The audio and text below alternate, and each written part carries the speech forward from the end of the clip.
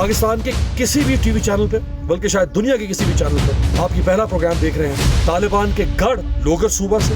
ये सोच बिल्कुल गलत है कि इमरान खान कोई दयानतदार आदमी है। उन्होंने साल से कभी अपना घर खुद नहीं चलाया। वो शख्स जिसके जूते के लेस भी अपने नहीं हैं, वो अपने आप को ईमानदार कैसे कह सकता है? एक माफिया आप नाम ले लें, वीट से आप शुरू करें, आटा से आप शुरू करें, फ्लोर मिल्स वाला आप शुरू करें, आप चीनी से शुरू करें और आप सीमेंट से शुरू करें, जिसको प्राइम मिनिस्टर ने इन 3 सालों में हाथ नहीं डाला। और वो सारे माफिया इस काबिल थे जो कहते थे कि गवर्नमेंट ही नहीं रहने देंगे जी, हम तो सिस्टम को लेके उड़ जाएंगे। वजह क्या है? अफगानिस्तान में क्यों अमेरिका कामयाब नहीं? जब भी हक और बातिल में मुकाबला शुरू हो जाए, लेकिन आखिर में फतह हक की ही होती है।